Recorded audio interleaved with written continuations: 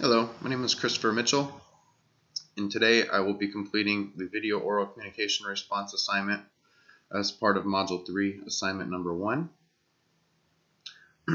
Being the president of a Fortune 500 company required much hard work and dedication, as I started out as a secretary once I completed high school. I have worked my way up the ladder of the company to the point I am now. A recurring issue that has been occurring in my vice president and CEO is that they're always at odds and constantly disagreeing upon key decisions. I have made it my goal to resolve this social dilemma and restore order between these two officers. As a leader of this company, I have done some research to compare other organizations and the methods they use to resolve similar social dilemmas.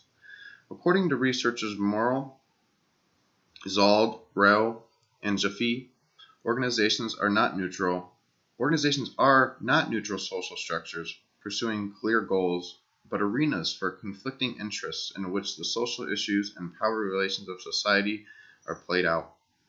With this in mind, I grasp a better understanding of the social dynamics that can play out with my fellow leadership staff. Many times while at work, there are disagreements upon certain key decisions that must be made for the greater good of the company, that may go against the moral beliefs of a certain member or members of the company. To resolve some of these dilemmas, I use this symbolic interactionist perspective and attempt to grasp a better understanding that my fellow officers are human beings who have their own beliefs and definitions of situations, and it is very common for them to have different perspectives on certain subjects and decisions involving the company. When they happen to disagree upon something that causes a social dilemma, it is important that I be present and try to help mediate and develop a compromise upon the disagreement that considers both perspectives of my employees. If I am able to show that I consider both perspectives of my officers, I can develop a sense of trust and comfort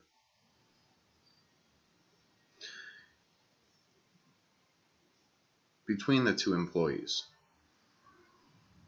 If I'm able to show that I consider both perspectives of the officers, it is very important that my employees' benefits are always considered when making an important decision. This will help our social dilemma be resolved and will restore order between my employees by lessening the hostility that can be produced through disagreement. On to the next situation. 3 types of social organizations include utilitarian organizations, coercive organizations, and total institutions. These types of formal organizations are all differently operated, but they share the same goal, which is to collectively complete a certain objective. Utilitarian organizations are formed for practical reasons and are neither voluntary or forced. For example, Michael Hughes and Carolyn Crawler explain that we might not be compelled to get a job at a certain corporation, but it is necessary to be employed in order to have financial stability and in order to support ourselves. Examples of utilitarian organizations include universities and labor unions. People who are forced against their will to be a part of an organization are part of a coercive organization. Going to prison or being admitted into a mental facility are examples of coercive organizations. Total institutions are defined by Michael Hughes and Karen Crowley as organizations where the individuals are isolated from the rest of society for a prolonged period of time, where daily routine and activities are regimented. People who are a part of total institutions are vulnerable to control, such as being stripped of rights, personal belongings, and freedom to make certain personal decisions based on their own desires. The time where I was involved in one of these formal organizations is when I made the decision to become a nursing assistant, with the primary goal in mind for financial stability.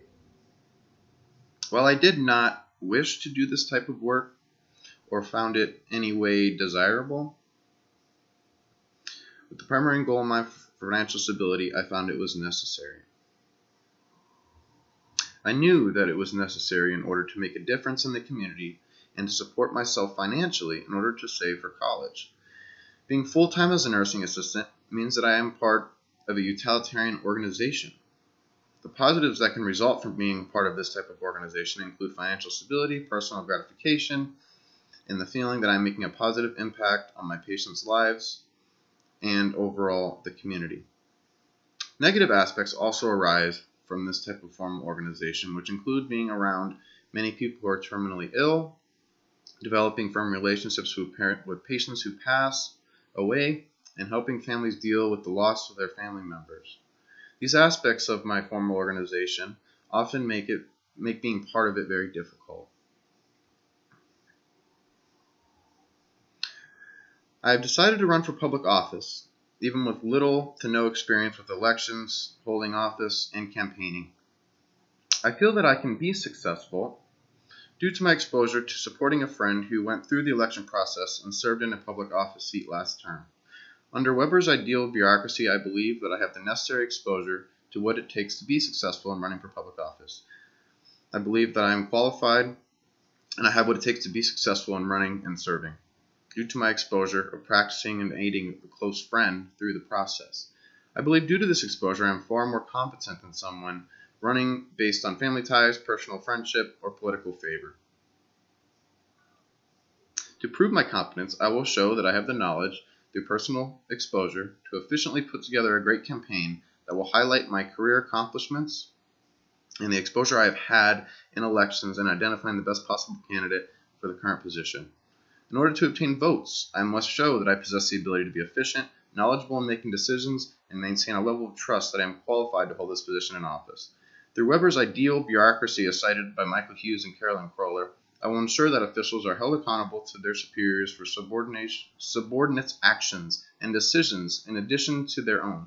Accountability is something that must be maintained throughout the entire election process and throughout the entire term I plan on serving. As creative manager as a group of employees in an advertising department, I have noticed one of my designers has withdrawn from many of our meetings. This employee offers little to no input on ideas to more efficiently advertise the products we sell. I have grown increasingly concerned about this, and I must develop a plan of action to help this employee become more engaged in our meetings.